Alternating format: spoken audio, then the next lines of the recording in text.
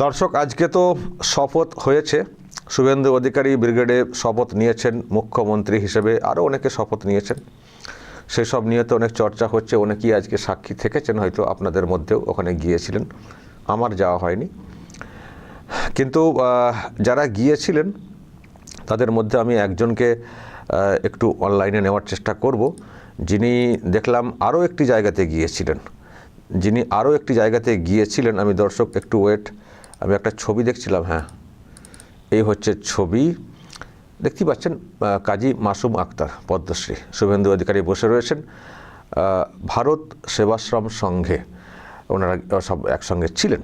তো তাকে আমি একটু অনলাইনে নেওয়ার চেষ্টা করব। আসলে বিজেপির সরকার হয়েছে, এদিকে তো মুসলিমরা সব অনেক আতঙ্কে পড়ে গেছেন, কি হবে, নানান সব ব্যাপার। আর অদ্ভুত ব্যাপার, আগে মুসলিমদের ফোন এলেই, কোনো যুবকের ফোন এলেই, আমি ফোন ধরলেই শুরু হতো খিস্তি দিয়ে। আর এখন দেখছি একটা অদ্ভুত, এখন সালাম দিয়ে শুরু হচ্ছে, ভাইজান ভালো আছেন। কি হলো এত পরিবর্তন? এবং আগে আবার এত ফোনও আসতো না মুসলিমদের, এখন মুসলিম ফোন প্রচুর আসছে। তো তারা এখন ভাইজান করে সালামও দিয়ে কথা শুরু করছেন। কিন্তু একটা সময় এই রকম পেতাম না, তখন খিস্তি শুনতে হতো। আমি শুনিয়েছি আপনাদেরকে মাঝে মধ্যে কল রেকর্ড, কত হুমকি হুঁশিয়ারি, কিন্তু এখন সেই হুমকি হুঁশিয়ারি নেই। কিন্তু ফোন করে তাদের আবার উদ্বেগও কেউ প্রকাশ করছেন, খুব চিন্তায় আছেন, কি হবে, থাকতে পারবো তো, এরকম টাইপের একটা ব্যাপার। যাই হোক, আমি একটু অনলাইনে কথা বলবো কাজী মাসুম আক্তার সাহেবকে, কারণ উনি দেখছি যেখানে বসে আছেন একেবারে হিন্দু মহলে বসে আছেন। মহারাজরা সব আছেন, শুভেন্দু অধিকারী মুখ্যমন্ত্রী উনিও আছেন। তো ওনাকে ওখানে কি করা হলো বা উনি কি বুঝে এলেন একটু জানবো। হ্যাঁ, পেয়েছি অনলাইনে কাজী মাসুম আক্তার সাহেবকে। আক্তার সাহেব, বলুন, আপনি তো দেখলাম একটা ছবি, আপনার ছবি সামনে এসছে, আমার কাছে ছবিটা এসছে।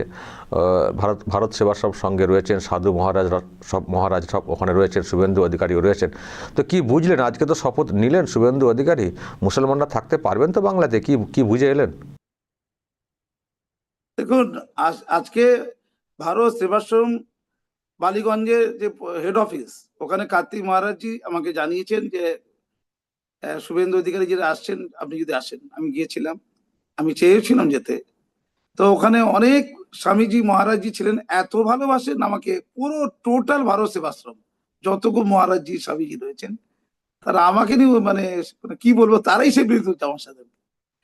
তো শুভেন্দু অধিকারী যে একটা বৈঠকে ছিলেন, একটা নির্দিষ্ট ঘরের মধ্যে আর কি, যেখানে কোনো সাংবাদিকদের অ্যালাউ ছিল না, ছবি এমনিতে ভিডিও করা অ্যালাউ ছিল না, একেবারে একটা অভ্যন্তরীণ আলোচনা। সেই আলোচনাতে বিশিষ্ট স্বামী মহারাজরা ছিলেন, কার্তিক মহারাজ ছিলেন, অন্যান্য মহারাজ ছিলেন, আর ছিলাম মধ্যিখানে আমি। ছবিতে দেখতে পাচ্ছেন আমাকে কি ভালোবাসলেন, মাথায় হাত হাত দিয়ে, যে আপনাকে পাশে আছি, এরপরে যথার্থ কাজগুলো সব হবে। আর মুসলমানদের পিউরিফিকেশন চাই, ওদের পিউরিফাইড হতে হবে, এটা উনি বললেন। আমি বললাম, মুসলমান সমাজকে পিউরিফাইড করার জন্যই তো আমার রক্ত ঝরেছিল, না আমি মৃত্যু মুখে পড়েছিলাম। হ্যাঁ, এই সমাজকে ধৌত পরিশুদ্ধ করার জন্য, এদেরকে চোখ ফুটিয়ে দেওয়ার জন্য, আলোকিত করার জন্য। দিদি যে দুধেল গাই করতে চাইছিল, তা থেকে বাঁচানোর জন্য এক আপসীন লড়াই ছিল। সেটা আজকের নয়, এবং একবারের জন্য নয়। কতবার তো আমাকে হত্যা করার হুমকি দিয়েছে, একবার দুবার নয়, দুবার রক্তাক্ত হয়েছে, দুবার এই সরকার, এই ক্রিমিনাল সরকার আমাকে ট্রান্সফার করেছে। ভাবতে পারেন, পদ্মশ্রী শিক্ষা সাহিত্যে পেয়েছি, পদ্মশ্রী সম্মান, ভারতের অন্যতম সর্বোচ্চ নাগরিক সম্মান, তার 2 মাসের মধ্যে আমাকে ট্রান্সফার করে দিয়েছিল। কোনো কারণ নেই, কিছু নেই। যে সরকার তার আগে আমাকে শিক্ষারত্ন দিয়েছে, রাজ্যের সেরা প্রধান শিক্ষক হিসেবে মান্যতা দিয়ে দিয়েছে 2017 সালে। আর 2020 সালে পদ্মশ্রী পাওয়ার পর, 2020 সালে, তার 3 মাসের মধ্যে আমাকে ট্রান্সফার। শিক্ষা সাহিত্যে পদ্মশ্রী, এবং ইয়াংগেস্ট পদ্মশ্রী পশ্চিমবঙ্গের ইতিহাসে, এবং একমাত্র মুসলমান পশ্চিমবঙ্গের ইতিহাসে শিক্ষা সাহিত্যে পদ্মশ্রী। একে বলে ক্রিমিনাল মানসিকতা। মুসলমানদের কোনো আওয়াজ হয়নি, কোনো আপত্তি হয়নি, কোনো আওয়াজ, আপত্তি, ক্ষোভ, বিপত্তি কিচ্ছু হয়নি। এটা হচ্ছে দুর্ভাগ্য। এখন নতুন যে সরকার এলো, আমি নিজের উদাহরণ দিয়ে বললাম, সেই সরকার কাদের সরকার বুঝে নিন। ও দুধেল গাই ভাই, কাদের সরকার হলো এটা? শুভেন্দু অধিকারী তো মুসলিমদের ভোটই চাইনি, আমরা সনাতনীদের ভোটে জিতবো। আমাদের উদাহরণ হচ্ছে আসাম, 38% মুসলমান। তারপরে আসামে বিজেপি সরকার, যার নেতৃত্বে হেমন্ত বিশ্ব শর্মা। আমাদের তো 30-32%, আরো কম হয়েছে। তো যে মুসলমান সমাজ দর্পে একদম পাগল হয়েছিল, আমরা ছাড়া হবে না, কি হলো কি হলো এবার এই ভোটের পেছনে? আজকে আমি শুভেন্দু অধিকারীজিকে বলছিলাম ওখানে যে দুটো, এক হচ্ছে মুসলমান নেতাদের ধুমকি চুমকি, কেটে ফেলে দেবো, ভাগীরথীতে ফেলে দেবো, দোয়া পড়িয়ে কোরআন পড়িয়ে তেলাওয়াত করে ইসলাম এনে দেবো, গ্রামকে টাইট করেছি সিদ্দিকুল্লাহ, শহরকে টাইট করব, শামসের শুধু ওই শামসেরগঞ্জ নয়, মেরেও দেবো, তাড়িয়েও দেবো। তবে দিদি বলে দিলে একটা পর একটা কথা, 1 সেকেন্ডের মধ্যে ওরা তোমাদের ঘিরে ধরে শেষ করে দেবে। এই সমস্ত ধমকি চমকিতে হিন্দু ভোট এক কাছে হলো, সাড়ে সর্বনাশ হলো মুসলমানদের। হ্যাঁ, হিন্দুরা যারা ঐক্যবদ্ধ ছিল না, আজকে শুভেন্দু অধিকারী বলছিলেন ওখানে যে ইতিহাসে প্রথম, স্বাধীনতার আগেও পরে হিন্দু সনাতনীরা এক কাছে এই প্রথম হয়েছে। উনি বললেন যেদিনে রেড রোডে মমতা ব্যানার্জি মুসলমানদের মুরগি করছে, ওই দিনে কালীঘাটে ছিলাম, আমি পুজো দিচ্ছিলাম, আমার হাতে হঠাৎ করে কোথা থেকে যাই না অজ্ঞাতে একটা পদ্ম ফুল পড়ে গিয়েছিল, পদ্ম। তখনই বুঝেছিলাম আমরা জিতবো। কি সবাই বিভোর হয়ে গেল শুনে, যত সাধু মহারাজরা ছিলেন ওখানে, সাবিকিরা ছিলেন, বলছে আমি বুঝতে পারিনি কি করে পদ্ম ফুলটা ওর হাতে পড়ে গেল। আমার পরিষ্কার কথাবার্তা, মুসলমানদের লাভ হলো না ক্ষতি হলো। আজকে রোশেনারা খান বলে একজন আমাকে মেসেঞ্জারে লিখে পাঠিয়েছে, আমার ফেসবুকে দীর্ঘদিন ছিল। রোশেনারা খান, তিনি মুসলমান সমাজের নাকি সমাজকর্মী, লেখক, সাহিত্যিক। আনন্দবাজার মতো পত্রিকাতে তিনি লেখেন। তিনি লিখে বলেছেন, আপনি এই বিজেপি সরকারকে সমর্থন করেছেন, তাদের পাশে আছেন, সেজন্য আপনি কুলাঙ্গার, তাই আপনাকে আমি ব্লক করে দিলাম, আপনার সাথে আর বন্ধুত্ব রাখলাম না। আজকে লিখে পাঠিয়েছে। হ্যাঁ, তিনি কিন্তু আম মুসলমান নয়, কিন্তু আনন্দবাজার পত্রিকা তার পোস্ট এডিটোরিয়াল চাবে, তাকে গোটা মুসলমান সমাজ মুসলমান সমাজের সংস্কারক মনে করে। তাহলে মুসলমান সমাজের সংস্কারক এরা কারা? রোশেনারা খান, নাম বলে দিলাম। উনি যদি আমাকে ব্লক করতে পারেন, আমি তার নামটা বলতে পারি। এই গেল মুসলমান। এখন এরা শোধরায়নি, পিউরিফাই কি কবে হবে? আচ্ছা, কাজী মাসুম আক্তারকে শফিকুল ইসলামকে শ্রদ্ধা করছি, কারণটা কি? আমরা কি নামাজ করি না? আমরা কি নামাজ, রোজা, ইসলামিক অনুষঙ্গগুলো করি না? সব করি, পূর্ণাঙ্গ মুসলমান আমরা। কিন্তু আমরা ভারতীয়, প্রথমত ভারতীয়, দ্বিতীয়ত ভারতীয়, তৃতীয়ত ভারতীয়। আমরা দায়িত্বশীল, আমরা স্বচ্ছতায় বিশ্বাস করি, গুন্ডামিতে বিশ্বাস করি না। আমরা মূর্খতা থাকতে চাই, আমরা প্রগতিশীল, আমরা আমরা বিজ্ঞান চিন্তা ভাবনা করি, আমাদের চিন্তা ভাবনার মধ্যে যুক্তি আছে, তথ্য আছে। এই জন্য তার কিছু না তো। গোটা হিন্দু সমাজ আজকে শপথ গ্রহণ অনুষ্ঠানে আমাকে ভিভিআইপি কার্ড দেওয়া হয়েছিল, ভিভিআইপি। আমি কিন্তু ভিভিআইপি সিটে বসতে যেতে পারিনি। আমি তোমাকে একটু আগে বলছিলাম যে এত লোক ঘিরে ধরে, শত শত লোক, শত শত কর্মী, সমর্থক এবং বিশিষ্টরা আমার সেলফি নিয়েছে, ছবি তুলেছে, প্রণাম করেছে। আজকে পাগল হয়ে গেছে ওদের নিয়ে, ওদের থেকে সরে যায়নি আমি, ওই বিশিষ্ট সেলিব্রিটিদের কাছে গিয়ে বসিনি আমি। হ্যাঁ, আজকে আমি ভিভিআইপি কার্ড পেয়েছিলাম। কটা মুসলমান পেয়েছি বলুন, গোটা রাজ্যে একটি ইমাম মৌলানা কেটে গেছে। কোথায় গেল ইমাম মৌলানাদের? রাজগুলো কোথায় গেল? ওই গুন্ডা তোলাবাজ মুসলমান। কেন এতদিন ধরে, 15 বছর ধরে এই সমাজ চলেছে, মুসলমানদের দুটো গোষ্ঠী, এক হচ্ছে মোল্লাতন্ত্র আর একটা হচ্ছে গুন্ডাতন্ত্র। মোল্লাতন্ত্র মানে ইমাম মৌলানা, তারা পূজনীয়। আজকে যদি এই শপথ গ্রহণ অনুষ্ঠানটা মমতা ব্যানার্জির হতো, কারা ইনভাইটেড হতো? ওই ইমাম মৌলানারা আর ওই শাহজাহানরা, শওকাতরা, গুন্ডা আর মোল্লা। এই মোল্লার গুন্ডা আমাদের কোনো স্থান ছিল না। আমি পদ্মশ্রী অডিত 15 বছরে একবারের জন্য ডাকিনি, কোথাও কোনো মর্যাদা দেয়নি। শফিকুল ভাই, তোমারও মর্যাদা নেই, কোন শিক্ষিত লোকের মর্যাদা নেই। হ্যাঁ, আছে আছে, আবুল বাসারদের ছিল, যে মমতা ব্যানার্জিকে বলেছে গোটা পৃথিবীর বিস্ময়, গোটা পৃথিবীর জ্যোতিষ্ক, আমি তোমার পায়ের তলাতেই থাকবো। আবুল বাসার বিক্রি হয়েছে বলে আমরা বিক্রি হইনি। বিজেপি সাথে লাভটা কি হলো? মোল্লাতন্ত্র ধ্বংস আর গুন্ডাতন্ত্র ধ্বংস, মধ্যিখানে প্রগতিশীল, স্বচ্ছ চিন্তার, আধুনিক, মুক্ত মনা রাষ্ট্রবাদী মুসলমান, জাতীয়তাবাদী মুসলমান, যারা সমাজের আসলে মুখ হওয়া উচিত, তাদের জয় না হলো। এতে মুসলমান সমাজের লাভ হলো না ক্ষতি হলো? লাভ হলো, লাভ হলো, লাভ লাভ লাভ। মুসলমানরা যদি মনে করে আমাদের ভুল দ্বারা শিক্ষা নিতে হবে না, গুন্ডামি করে নেতা হবে, অ্যাকচুয়ালি তাই তো।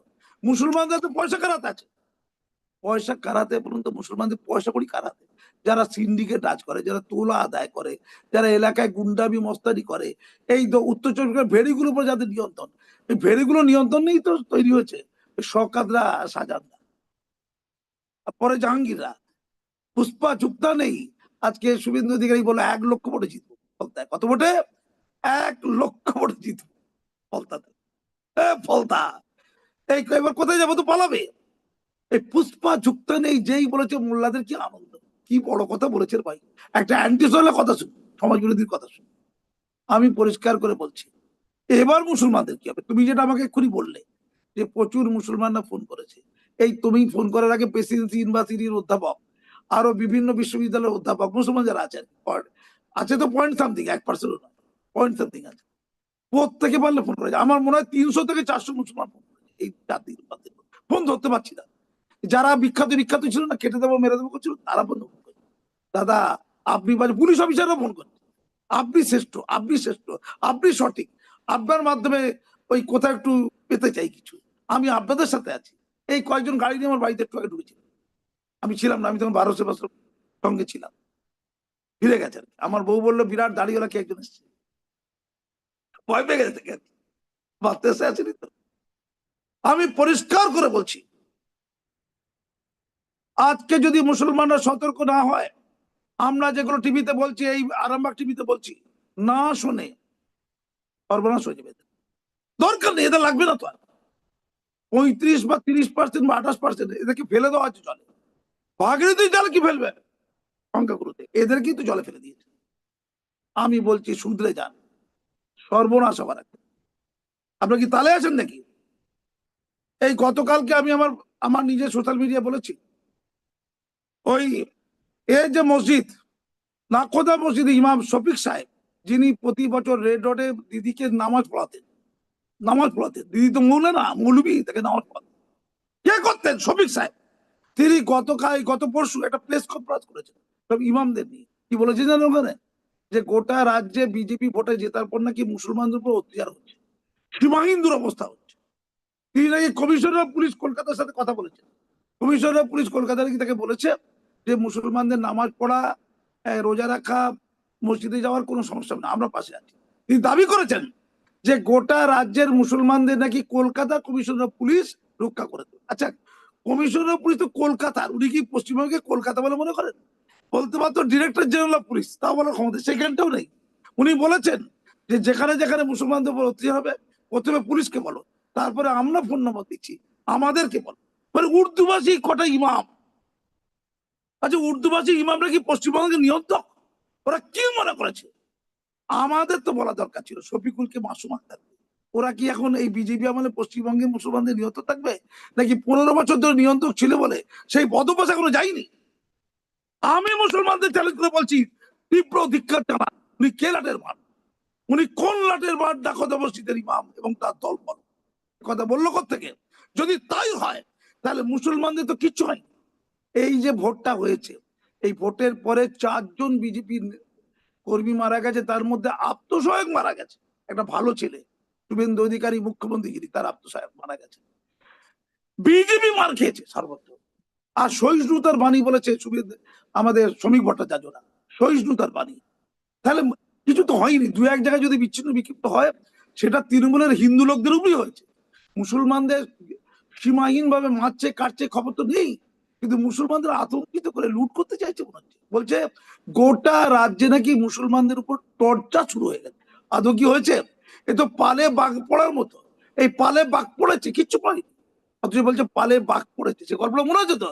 একদিন সত্যি সত্যি বাঘ পড়ে যাবে, একদিন সত্যি সত্যি পালে বাঘ পড়ে যাবে। আমি পরিষ্কার করে চেতা বলে দিচ্ছি, কাজী মাসুম আক্তার বেঁচে আছে। কোনো সমস্যা সংকট হলে বলবেন, আমরা যথাস্থানে জানাবো। পশ্চিমবঙ্গে এদের আর কোনো অস্তিত্ব নেই। টোটাল তৃণমূলী গুন্ডা বদমাস মাতব্বর নেতা মন্ত্রী, তারা, আমি আগে বলেছিলাম, ছাড় পোকাচ্ছে দুর্বল, ছাড় পোকা পর্যন্ত হাতে গন্ধ হয়, হচ্ছেও দুর্বল। ইমাম মৌলানারা গোটা সমাজ থেকে এখন বহিষ্কৃত হবে। তারা নামাজ পড়াবে, তাদের শুধু কাজ হচ্ছে নামাজ পড়ানো। ইমামদের একমাত্র কাজ নামাজ পড়ানো। তার বাইরে কোনো পলিটিক্সে কোনো ইমামকে দেখলে এভাবে স্বাস্থ্যকতা করে দেবে। দেখতে পাচ্ছেন না, তোহা সিদ্দিকী এক কথা বলছে, কাসিম সিদ্দিকী এক কথা বলছে, এটা তো পীরজাদা। ইয়ার কি মারা হচ্ছে? ওসব পীর প্রথা চলবে না। ইসলাম বিরোধী পীর প্রথা, কমপ্লিটলি পীর প্রথা ইসলাম বিরোধী। আমি কিছুদিন আগে 4 মাস আগে একটা টিভিতে বলেছিলাম যে যদি কোনোদিন আমরা ক্ষমতা পাই, মুসলমানদের পচে যাওয়া এই ক্ষয়রোগপ্রাপ্ত সামাজিক, ধর্মীয় এবং রাজনৈতিক নেতাদের সর্বশান্ত করে দেবে। তার পরিপ্রেক্ষিতে হুমকির বক্তব্য এসেছিল ফুরফুরা শরীফ থেকে। কলম পত্রিকায় লিখিত হয়েছিল মাসুম আক্তারদের বিরুদ্ধে আমরা সবাই গর্জে উঠছি, ও হচ্ছে নাস্তিক, ও হচ্ছে ধিক্কার। এটা কলম পত্রিকা চেপেছিল। কলম পত্রিকার হাসান ইমরানকে বলছি, ঘাড় ধাক্কা দিয়ে বের করে দেবো এখন থেকে, মায়োডে কমিশন থেকে ঘাড় ধাক্কা দিয়ে বের করে দাও। অপবিত্র চেয়ারকে পরিষ্কার করা হবে গোবর জল দিয়ে। ওই চেয়ারটা অপবিত্র হয়েছে, আপনি বসেছেন, আপনি অ্যান্টি সোশ্যাল, আমাকে মার্ডার করার ষড়যন্ত্র আপনি ছিলেন। সব ফাইল খোলা হবে, শুধু অভয় নিভয় নয়, কাজী মাসুম আক্তারের ফাইল খোলা হবে। তৈরি থাকুন, হাল চামড়া তুলে দেওয়া হবে। আম খেটে খাওয়া মুসলমানদের প্রতি আমাদের কোনো ক্ষোভ নেই। তারা মিসগাইডেড, তারা বোঝে না, তারা তরল সরল। যেটা যেটা হুমায়ুন কবির বলেছে, একদম কারেক্ট বলেছে, এদেরকে সহজেই বিভ্রান্ত করা যায়। এরা আবেগপ্রবণ, এরা খুব বোকা। ঠিক তাই, আমার ওদের প্রতি কোনো দুঃখ নেই। ওদেরই একটা অংশ আমার মাথায় লোহার রড বেঁধেছিল, ওরা বোঝে না কিন্তু। কারণ আমাকে ইসলামের শত্রু বলে দেওয়া হয়েছিল, কারণ ভারতের জাতীয় সঙ্গীত নাকি ইসলাম বিরোধিতা, ওটা নাকি হিন্দুত্ববাদী গান। এটাই তো হয়েছিল। যারা আমাকে লোহার রডটা বেঁধেছিল তাদের প্রতি আমার এত ক্ষোভ নেই। এই কাজটা যারা করিয়েছিল, যারা পাপ করায়, পাপ করে একজন, পাপ করায় একজন, যারা পাপ করেছিল তারা হচ্ছে হাসান ইমরানদের মতো লোক। তাদেরকে মমতা ব্যানার্জি রাজ্যসভায় পাঠায়, আর এই সরকার তাদের আস্থা খুঁজে পাঠাবে। তাই সাধু সাবধান, সমঝে যান, নতুবা অন্ধকারের দিকে তাকান, তলিয়ে যাওয়ার দিকে তাকান। ধন্যবাদ।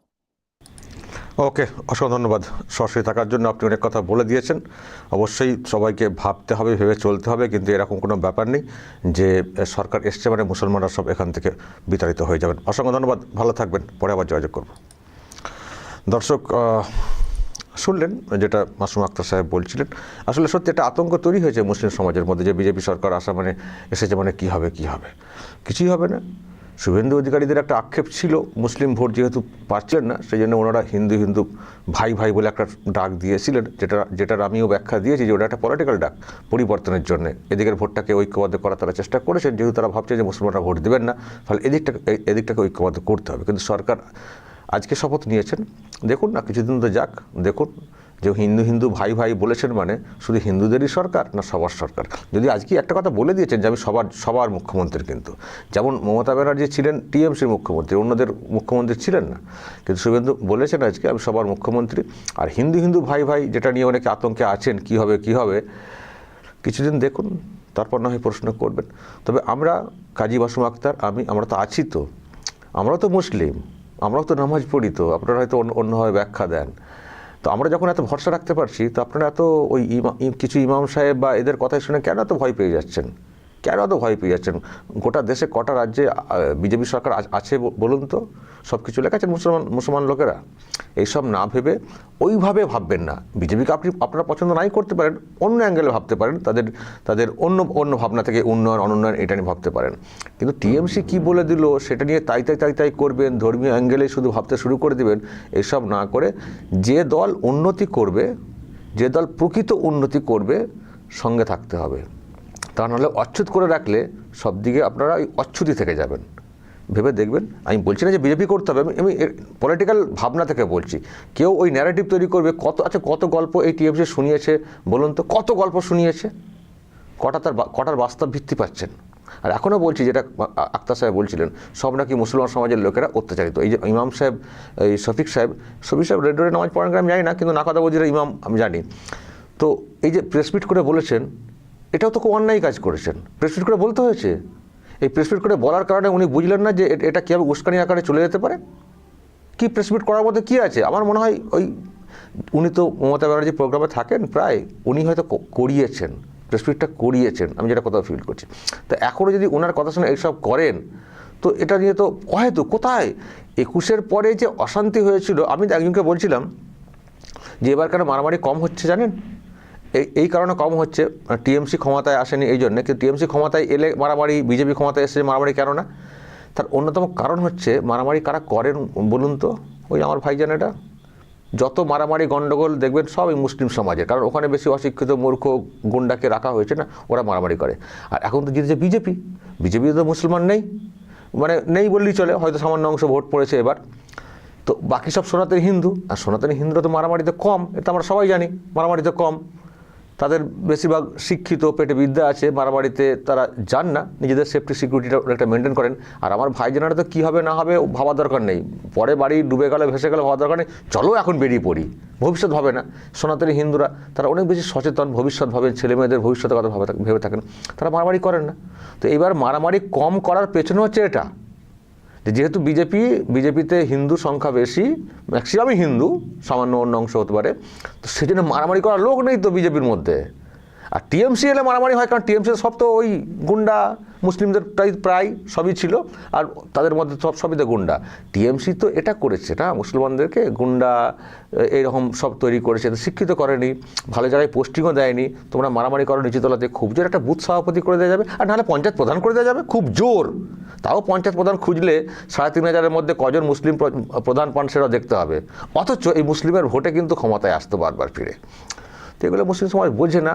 দিদি একটা ওখান থেকে সেন্টিমেন্ট দিয়ে দিলেন ইমাম সাহেবদেরকে দিয়ে, ব্যাস লাঠি নিয়ে বেরিয়ে পড়লেন, দিয়ে নিজে মরলেন, ভাইজানকেও মারলেন, আবার জেল খাটতে শুরু করলেন। তো এই করে টিএমসি এইসব করছিল। তো এবার যেহেতু টিএমসি ক্ষমতায় আসেনি, ফলে মুসলমানরা মারামারি করার সুযোগ পাচ্ছে না, এখন তার উল্টে ভয় পাচ্ছে এবার কি হবে। আর কি আর হবে, ভোট তো দেননি, কি আর হবে, ভেবেছেন আপনারা ভোট দিলে বিজেপি ক্ষমতায় আসবে না, ক্ষমতায় এসে গেল, আবার কি হবে, এবার দয়ার দিকে তাকিয়ে থাকুন, যা করবে তাই হবে। আবার তো ভোট দেননি তো, আবার কি হবে, আবার বেশি আবদার দাবি কেন করছেন? ওরা যদি কোনো কাজ নাও করেন, কিছু বলার থাকবে না, ভোট দেননি তো আপনারা তো ভোট না দেওয়ার কথা বলে গেছেন তো, ফলে যেটা দেবেন সেটাই ভালো, বেশি আশা করা, বেশি দাবি করা উচিত না। কিন্তু আমার কোথাও আস্থা, শুভেন্দু অধিকারী যখন মুখ্যমন্ত্রী হয়েছেন, উনি যতই হিন্দু ভাই বলুন না কেন, মুসলিম সমাজের লোকেরা উপেক্ষিত হয়ে থাকবেন, বা দেখলে মারধর, নানানভাবে বিধান ইত্যাদি তৈরি করা, আমি কোথাও সেটা মনে করি না। ফলে ওইভাবে আতঙ্কগ্রস্ত না হয়ে যদি সরকার উন্নয়ন করে, তার পাশে তাকে উন্নয়ন করতে সাহায্য করা উচিত, সরকারকে কন্টিনিউ করতে দেওয়া উচিত। 15 বছরে এই রাজ্যের সরকার যা করেছে মুসলিম সমাজের কী উন্নতি হয়েছে, কী উন্নতিটা হয়েছে।